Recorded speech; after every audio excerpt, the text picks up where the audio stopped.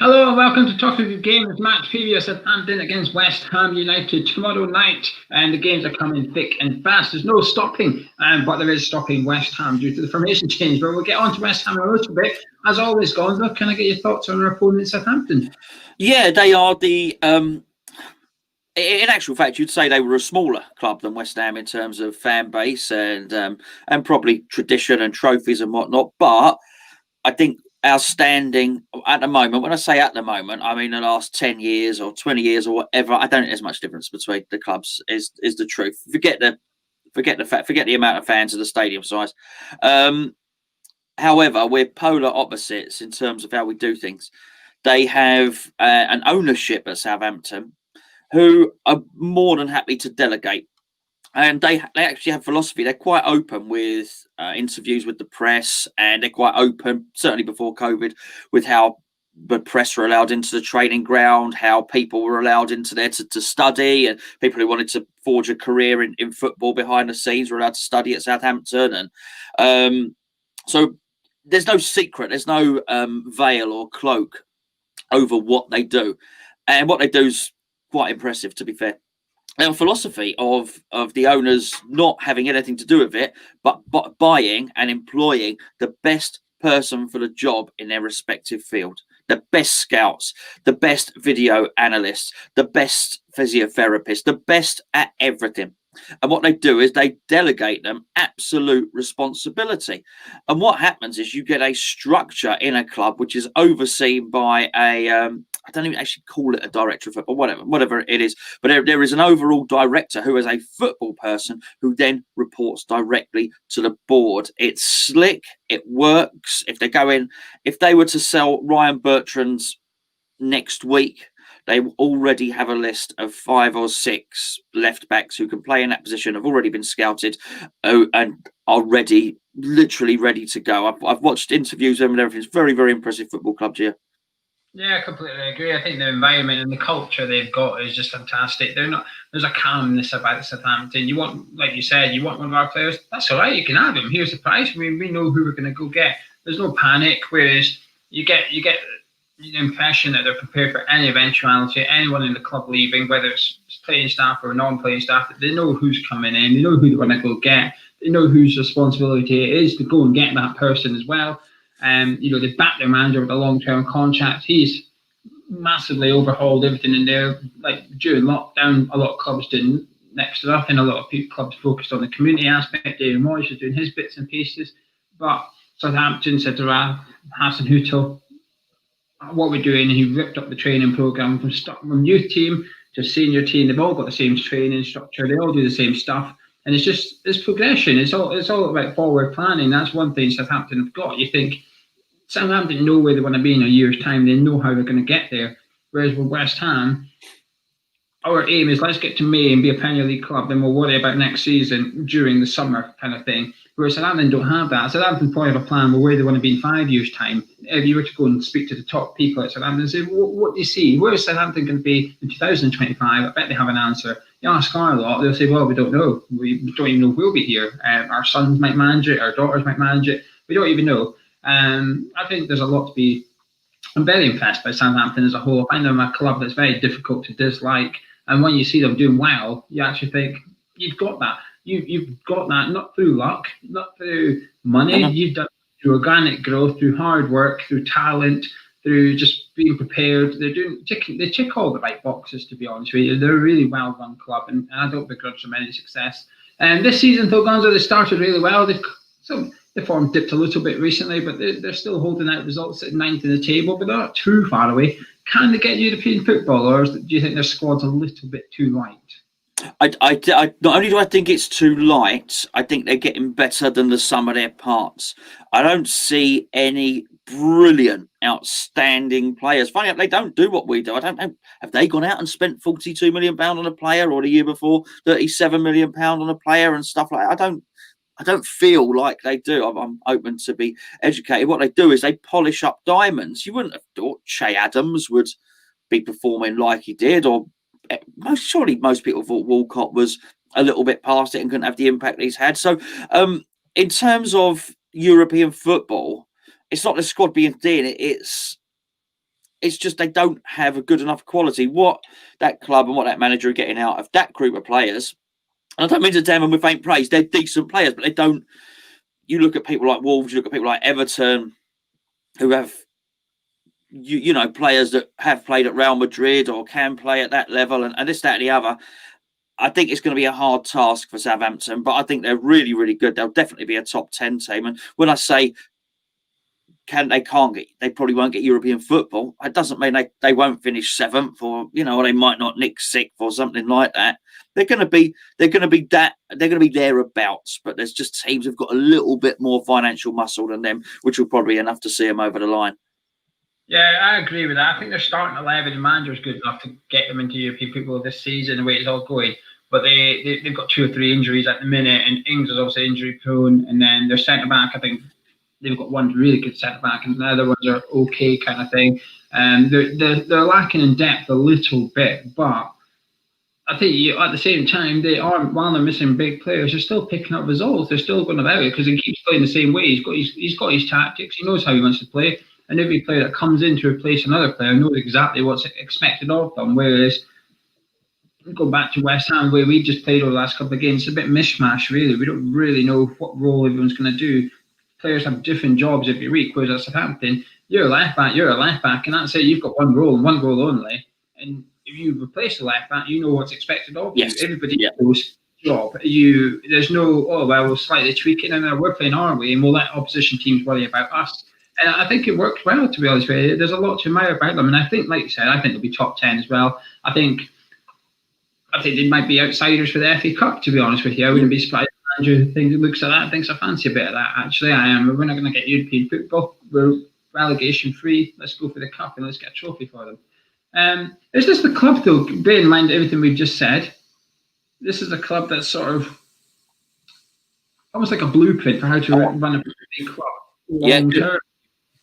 Good choice of words. Absolutely. This is the blueprint. This is the way to do it. This is the way forward. Look, we've got a very different ownership. I don't know why. I don't know why the Southampton owners want to own Southampton. Well, as I remember it, I think the dad, the billionaire, I can't remember his name. I think he passed away, and then the daughter took control. What happened after that, I don't know. So maybe reluctant owners or something. But I think if you were to ask them, what do you want out of owning a football club? I don't know what answer you'd get, but it's clearly not. They don't want to play Football Manager with it. They're not looking at it to play FIFA with, if you know what I mean. Is it an investment? I don't know. I do know that I think part of the allure for our owners is they enjoy it. You hear about David Sullivan. He enjoys the day-to-day running. He enjoys scouting a player. He enjoys doing the deal. And I can understand that. I can understand that it's addictive. But as I'm sure we're going to go on and discuss in the next week or two, I do feel that it is to our detriment that he does that. And I can't see that our owners would have any interest in applying the Southampton blueprint, as you call it, because that means they can't do that stuff that they want to do. They can't tinker. They can't get involved. They can't buy a player and do negotiate. They have to delegate at that point. I mean, it takes a brave person to say, actually, I'm buying this. Everyone else knows more about it than me. I'm standing back. You're in charge of that. You're in charge of that. You're in charge of that. You're in charge of that. We'll reconvene at next month's board meeting. That's an impressive thing to do. Our owners don't want to do that. So whilst it is the blueprint, and I think you can look at a few blueprints, Wolves might be another one, maybe even Leicester is another one. There are a few different blueprints. I wouldn't hold your breath on us looking at any one of those and thinking we'll have a bit of that, because it's not why our owners bought the football club. Yeah, I almost wish you could take our owners into Southampton. Just we're going to give you a guided tour of how Southampton Football Club works. You'd expect them to get a bit embarrassed halfway around. You'd think they'd be a bit ashamed, thinking, "Crikey, this is how they do scouting here." We don't do that. But our owners there's too much ego among them. Certainly Sullivan in particular, there's far too much ego about him. He would turn around and say, "You don't need all this. How much does this cost?" Yeah, you're not that far away from us in terms of Premier League points and stuff. So you're spending X million, we're spending a lot less million, and we're getting the same results and stuff. So he would see it as his is more cost effective. But I think in terms of a long-term Premier League club, I think the likes of Southampton and the way the Leicester have gone about it with 100 million training ground and stuff, they've got to be sort of like, what other clubs aspire to, whether you're in the Championship now trying to get into the Premier League, you stay in the Premier League, whether you're West Ham or Crystal Palace, actually, I think you are looking at those ones thinking they're doing something right over there because we can't afford a 100 million training ground. We don't have this scouting set up and stuff. So what are they doing differently to us, which allows them that environment and culture? And well, here's a crazy thing, G. I know we're doing a preview here.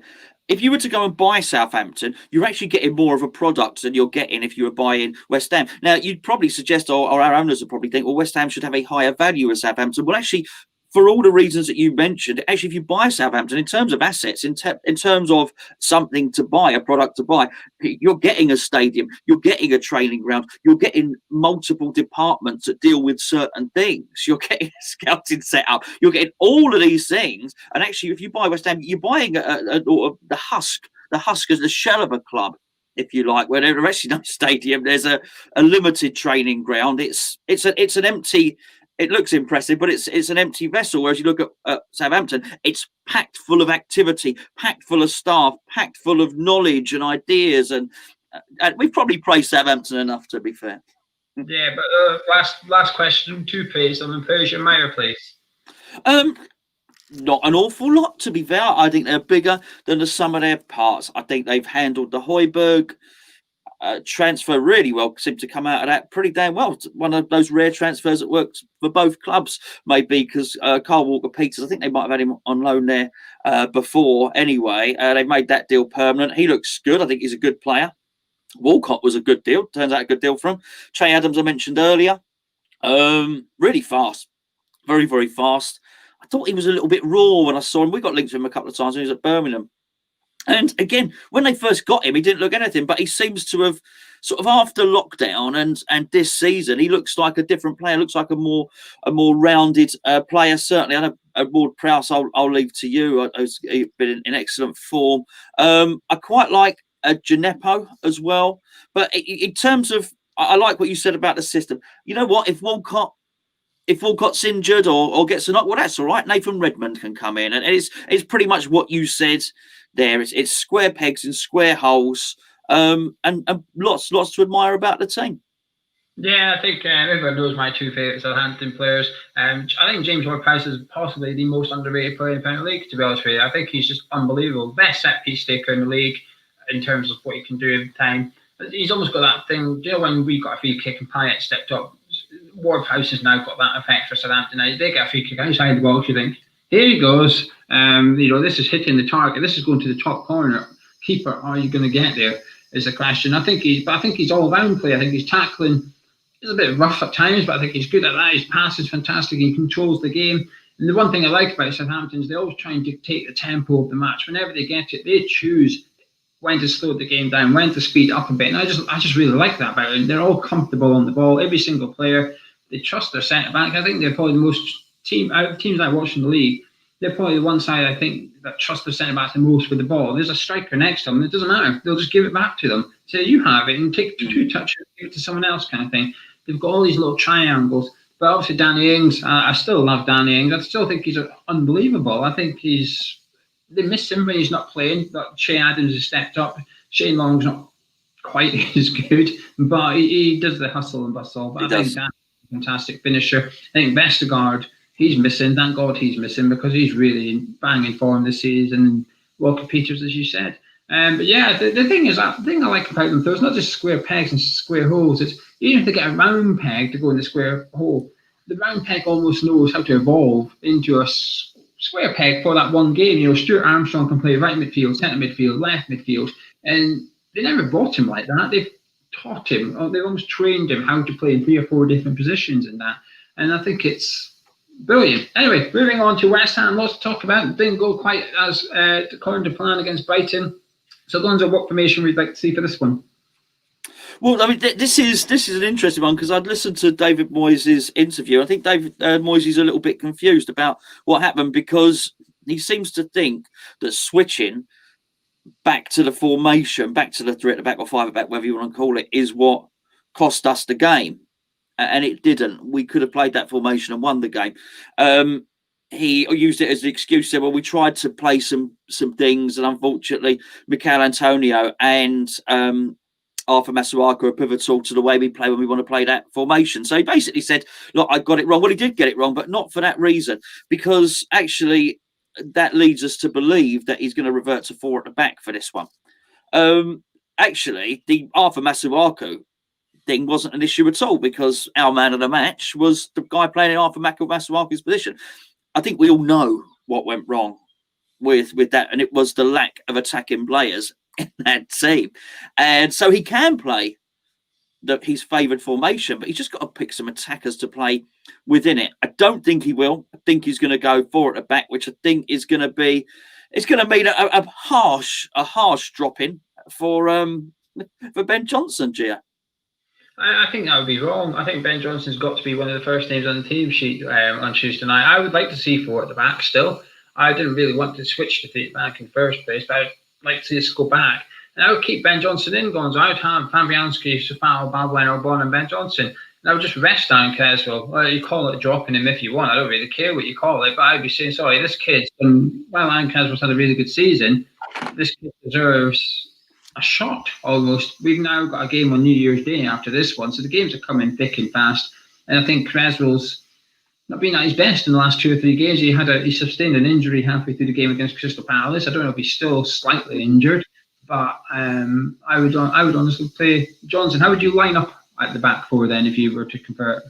Oh, I mean, I should probably think about these things before we do the videos, really, shouldn't I? But I too, if I was going 4, I too would play Ben Johnson at left back. I really would. I like what you say there with one of the benefits of not thinking about it before is to take on your ideas, and that's a good idea. So I think I'd go with Balbuena and Oggy at the back, and play with Soufal at right back, and then go Johnson left back. I think that would be fair, certainly.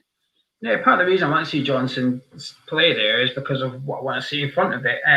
I would still like to see us play 4-3-3. I still think we've got the players to play 4-3-3. I don't know why we never really tried. Well, I do know why we never tried it. So we're playing 3 at the back and it was working, but it stopped working now. So we've got to try something a little bit different. And I think when you look at the personnel, the squad, I think you would go ask, and a manager has got nothing to do with West Ham United. Say these are the types of players you've got. What formation would you play? I think a lot of managers turn around and say 4-3-3. You've got to try and play something like what Liverpool do. I still think we've got the players for that.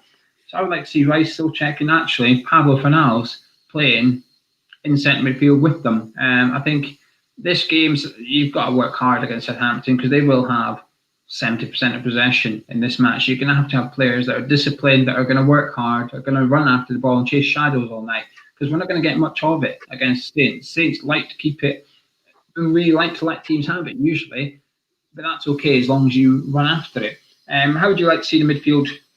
Well, I'll go with that too. And then let me pick a front 3 then for that. In front 3, I'll go with Benrahma, Lanzini, and Yarmolenko. That's exactly what I've got as well. With Yarmolenko in the middle. Yeah. Well, there you go. And if I hadn't have done that, I would have got the lads that we got from Man U, the striker who seems to be doing really, can't remember his name, but I'd have got him and put him in there. But yeah, that's the front 3 I would go with, and actually go with it and actually attack them. Which I think, Gio, I've seen Moyes. I've seen enough of him now to know to see a pattern with him. The Wolves game straight after lockdown, he wasn't happy with it. He when he sees a bad performance, the bad result, he does try and act. The other one was Newcastle, first game of the season. He saw it, he didn't like it, he didn't see it again, he didn't seem to know what was going on, but he changed it and he acted. I think he probably gives them the old hairdryer treatment as well. So I think we're going to see that now. So I wouldn't be surprised if he does change things drastically for this game. I've seen Moyes do that before. So, but yeah, I wouldn't be surprised if that is the case. I don't think he can play Haller because his comments after the game, when you're in the review, said it doesn't help when your manager keeps always calling you out. And while he's not done it directly with his post-match comments, he basically did. He basically said, we need Antonio kind of thing. Basically just said, back striker's useless. I can't play with him. So I don't know if you can't play with him, then stop playing with him. It's as simple as if you can't play the system, if you don't think he can play the system, we'll find a player that can, or try something different. But this wasn't Sebastian Haller's first outing of the season. This wasn't his second game. What was this, his 6th start in a row or something like that? we figured out long ago that he can't play the Antonio role. Everyone knows that. So why you're continuing to put him in and expecting him to somehow turn into Antonio, then complain afterwards that you're missing Antonio? Well, change something. Just try something a little bit different. And if you don't have the players to play your formation, unfortunately, you're going to have to change formation. You can't just keep putting players in and go, well, play the way I want to play, when they can't, and getting upset about it when it doesn't work. So we've got to see something from this game. We've got to see a reaction from the manager and the players as well, because there were some players like Declan Rice who just did not have a good game at all against Brighton. We need to see better performances. The back five were all, I think, decent enough against Brighton. I didn't think any of them had a bad game. It was the midfield and the attack that let them down. Dropping Jared Bowen for this one? Yeah, no offence to him. Again, people, it's this whole thing, are you in or out? And no, there's no big deal here. I like Jared Bowen a lot. He looks knackered, Gio. He looks completely and utterly knackered. So it's as simple as that, really, mate. He needs a rest, and I think he'll be back for the whatever it is, the New Year's Eve game. Everton on New Year's Day. I think I would rest him for this one as well, because he's been out of form for a few games now. It was just typical. I was saying this in a preview, and then the following game he got a goal and assist against Villa. Oh, that shut me up then, didn't it? But he's not done anything since then. I think when we against Brighton, we only had 2 attackers on the pitch. So it's very privileged positions almost. It's almost like a prestigious position that we're only going to have 2. You play. You're almost considered lucky. And you need both your players putting a 7 out of 10 performance minimum in order to win the game.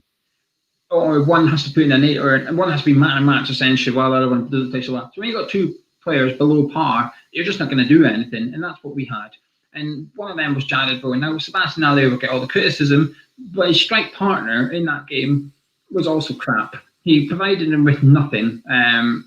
But Bowen's so one-footed, it's frustrating at times, and it's not a bad thing. Mo Salah is extremely one-footed, but he makes it work. Yarmolenko is extremely one-footed, but you saw the difference. Whenever Bowen got the ball and was sort of shown onto his right foot, he would turn and go head towards the touchline with the ball almost. So he'd turn around and look for Soufal, which is okay.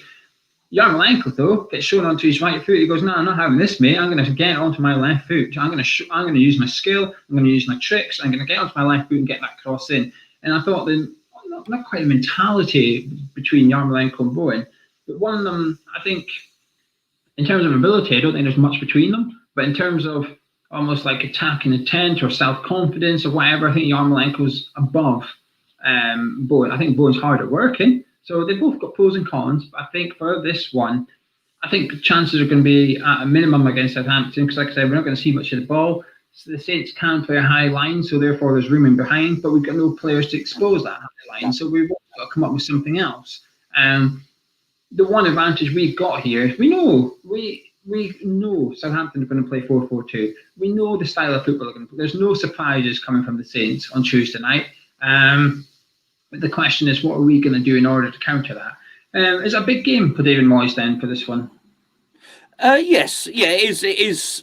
Not in terms of the league or anything else, but in terms of the fan base. I think I'm not sure if you saw my video this morning. It is, I don't know, did you?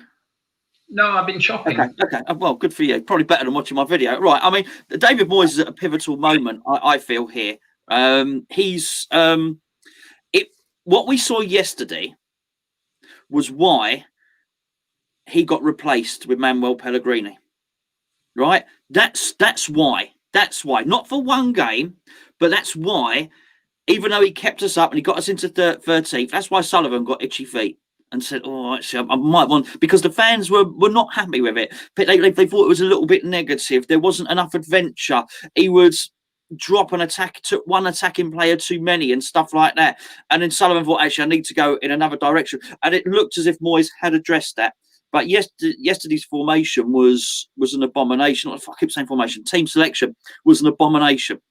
It was even a commentator was mentioning it. Everybody thought it. So it's a big game for David Moyes, because he needs to understand that he's not just I think his job is relatively secure in terms of how he plays football, in terms of how him getting a job and getting a new contract. The only thing that really rests in the balance for David Moyes at the moment is his relationship with the fans. And that is important, Gio, because us as fans, and I firmly believe this, we don't expect to be top 4 or top 6. Actually, we'll happily take mid-table. But the manner of how we do that is incredibly important. And there was no need. We're not stupid. I don't think anyone claims to know more than football managers or anything. But we're not stupid, and everybody could tell there were too many defensive players on that pitch. And I said in my video today, I feel there's a little bit of an onus on the coaching staff. We've got a lot of praise from us on this channel to actually turn around to Moisey and say, Gaffer, that's not you need another attacking player in there, mate. And so actually I do feel there's pressure on him because he needs to now prove to the fans, and he does, because it's an important part of your manager's job, because we said in the build-up that was a team for an empty stadium. But it's not like nobody's watching. We're all watching. We're just watching on screens. So I do feel he's on a little bit of a trial for this one. He needs to put some more attacking players. We need to at least, and I mean at least, and we'll be happy with this, come away from that game having had lots of shots and lots of attempts and lots of attacks. We want to see the Leicester City and the Wolves, David Moyes. That's what we want to see, and that's why he's under pressure. Yeah, my concern is he's seen Mark Noble as an attacking player in that lineup. I think if you said to do, I generally do. I think if you said to do was 2 attacking players, you just said, hang on a minute, I had 3. I had Sebastian Elliott, Jan de Boer, and Mark Noble getting forward. I had Thomas Soucek running into the box. What do you mean we only had 2 attacking players? I had 4 attacking players on that starting 11. I think it's a big game for him because I think there's a lot of fans. I am one of them. I've never really bought into David Moyes, and it's difficult to explain. But yesterday was the best example that you've got all season as to why I've not yet got into him, why I'm still a bit reluctant. But there's also another element to this, and that is the relationship between David Moyes and David Sullivan, and not in regards to David Moyes' job security, but it's the transfer dealing. We've got a £1 million player not getting played because David Moyes did not want him. We know Moyes didn't want him. But he's got him. He's got to use him. The transfer window opens in 4 days' time, 3-4 days' time. Apparently, we've got little to no money to spend.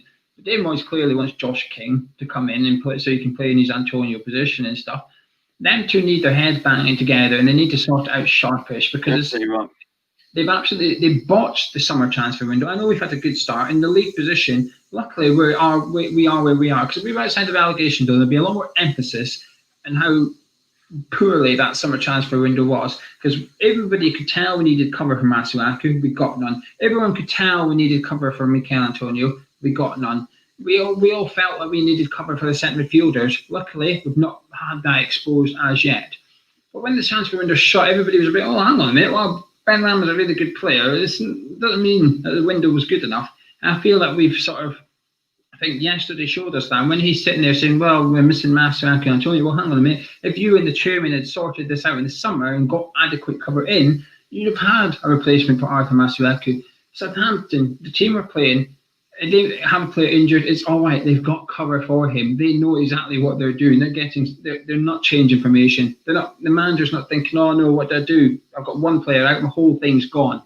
If your whole game plan and blueprint is scuppered by one injury, you've got a problem. You need to get cover for that player. Simple as that. And we didn't, and it's just frustrating.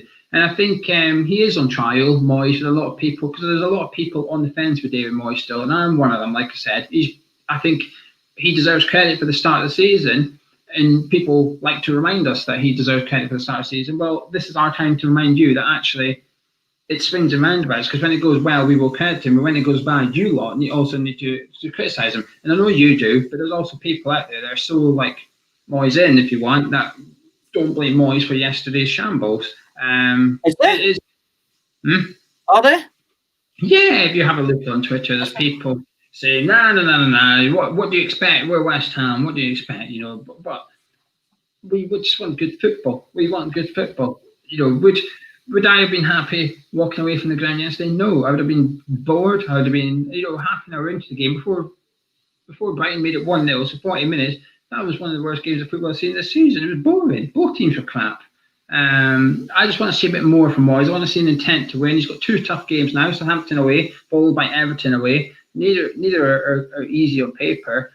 and we've got 1 win in 5. It could very quickly become 1 win in 7, and that's not good form at all. But you were going to say something, sorry. Yeah, I was just going to say on Moyes on there really. The trouble is with any of this, and it works both ways. But I'll give the example of your end of it, which is you're not sold on Moyes. Okay, the trouble is when you sort of already go in with a preconceived idea, and it works both ways. Is you need one result to convince you that you're right, but you need 3 results to convince you that you're wrong, if you know what I mean. So you'd almost need, I don't mean you personally, but if that's your point of view, you'd need to see, oh, okay, well, that win was a little bit fluky. Oh, that win, you'd almost need to see 3 wins before you say, oh, all right, maybe Moyes a little bit. One defeat, and you say, ah, there you go, I told you so. And it works both ways, which is what we're going to go, which is there then, which is basically one defeat, then you'll think, oh, okay, well, that's sort of understandable because he didn't have the striker. 2 defeats, oh, that's understandable. Then you get the win and go, oh, they win, there you go, I told you so. David Moyes is really good. So I think he deserves an even, what can I say, an even an honest opinion of it, which is why I've gone quite hard on him the last day or two, because I don't want it to shift, Geo. I don't want him to drift into that. I want him to work out. What you said was absolutely spot on about him and David Sullivan needed their heads banging together. The problems still remain. They've not gone away. Exactly that problem, which is why we only had David Moyes and Chris Hughton to choose from, are still there. It's not like we have completely reinvented the club and actually a new manager could come in and think, actually, I fancy that job now. No, the problems still remain. The Benrahma transfer is a great example. Managers will still look at our company. Actually, I don't want that job. I don't want an owner choosing my players for me. So actually, David Moyes has to work. We have to get David Moyes to work because there's not loads of opportunities for other managers to come in. But he has to realise, I just hope he's not so stubborn that he doesn't look at that performance yesterday and think, I made a massive mistake. And it's not just making a massive mistake. He has to identify it. He has to identify that we were too slow, that we were too defensive, and that we lacked any sort of ambition at all. If he gets that right, then hopefully he can put a plan into action, because he's going to have to. My only fear on this, Geo, is that actually the Brighton one was the 3 points game. Had you have gone for Brighton for the 3 points against Brighton and then thought, oh, hold on, and then I'll get a point against Southampton and I'll get a point against Everton, I wouldn't have argued with that. But now he's put in a position where actually probably needs to get 3 points against either Southampton or Everton, which are a lot tougher. Brighton were all right yesterday with nothing special. Us at our best beat Brighton, and he should have taken the 3 points. Yeah, I think 3 points in the next 2 games is good. I know 2 draws in theory we remain unbeaten, but that, like I said, it now means 1 win in 7 if we get 2 draws. So we need to get the win. I think we need to get the win. Are you confident for this one? No. Not at all. However, it wouldn't just be very. It would be in keeping with Moyes to win this game. In keeping of how it goes for him. He's had a shocker. Last game had a shocker. Come back and win this one, or at least do a lot better. I think we might get a draw though, realistically. Yeah, I think I'm not confident for this one at all. The only good thing in our favour is Southampton. They're missing a couple of big key players. Vestergaard's missing. Danny Ings is missing. I mean, this is good news for us because that's 2 of their main goal threats as well. I think in terms of the opposition being at their weakest, possibly, they don't have much options to rotate. So if he does rotate, he's going to be weakening his starting 11 even further. So I think, but like I said, they are. I watched their game against Fulham, which was finished 0-0, but they scored 2 goals, but they were ruled out from VAR. One of them was harsh as hell to get ruled out again. But we are Southampton's bogey team. We always seem to beat Southampton. We always seem to win. We won there with Pellegrini under the caution. Went there 1-0, beat them at our place comfortably as well. So we've got a good record over them. I'm not overly confident for this one either. Can I get your final thoughts on your score prediction, please? Yeah, just important. He changes things. We will win this game, all right, or we will do well in this game if David Moyes can create a situation where we have 10 or more shots. I know they won't all go on target. I'm not, I'm talking about good, proper shots. He has to work out a way to do that. Southampton are not going to fear us for this game. You say they'll play a high line. Well, you can against West Ham. This is not a difficult tactical setup. They're not going to fear us. They're going to be Southampton planning will be how they can beat us, not how they should defend against us. That's a bit of a worry for us. David Moyes needs to spring a surprise. He needs to make those players. He needs to inject some urgency in those players. I thought a few of the players looked fed up, and I think part of his tactics have had a part to play in that. Because I think it's no good you winning the tackles all the time if you've got no one to pass to. Think someone on your team can't score a goal. He needs to give the team some hope. So they think, I'll give the ball to him and he'll score a goal. If he does that, I think we can get something out of the game. But a lot of the planets have to align for us to get something here. I'm actually going to go for a 1-1 draw on this one, Gio. I'm not too confident for this one. I think my score prediction is massively going to change when we do the build-up show once we see the lineups. That's for sure, because I don't know what Moyes is going to do. I think he will change something, but I don't know what he's going to change, whether it's the formation or the players.